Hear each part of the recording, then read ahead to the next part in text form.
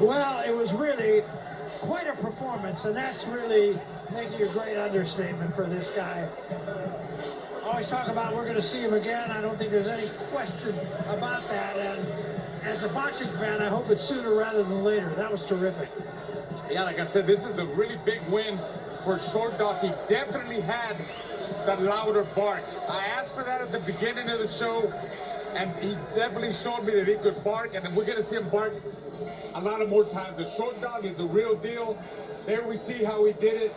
He landed that bazooka punch, one punch, that's all she wrote. It was a great counter left hand, off the spin, off the angle, and great balance, great precisioning, and that's what counts. The knockouts are what counts. Yeah, no question. Now, people want to see knockouts. It was a huge punch. As a matter of fact, I just noticed when we just watched it again right now, he almost had his head turned when he threw the punch. Wasn't even looking at his man. You could see his body language. He was very relaxed. It's the way he positioned himself to throw that counter left hook. He was setting it up, and it landed right. It pinpoint accurate right on the jaw of Garcia, and he put him to sleep. Dramatic knockout. Yeah, no, dramatic is the understatement, yes. Really.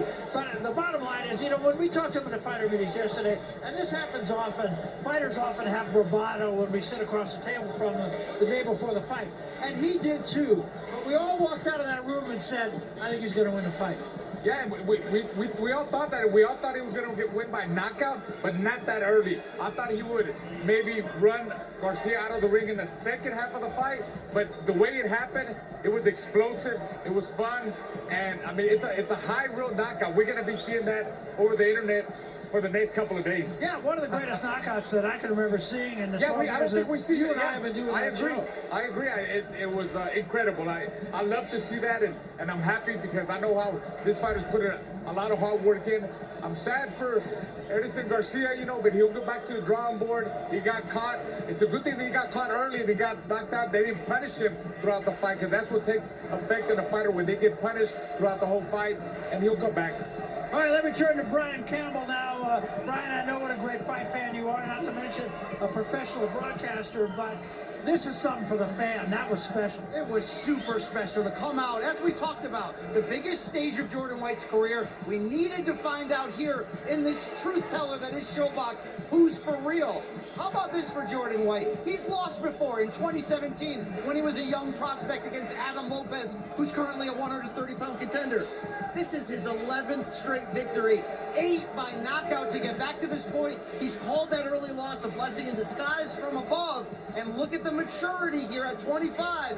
You want to announce yourself? That's how you do it. And did we start this whole broadcast, you and I, by talking about the fact that somebody's going to be on the doorstep here? Well, he wasn't only on the doorstep, he busted the door. Busted the door right through. People that are going to watch this fight and see those highlights, it's going to be a lot to live up to in the future. But like we said in talking to Jordan White, he believes his time is right now. I'm not going to argue with him after that performance. All right, let's take a look back before we get out of Dodge here.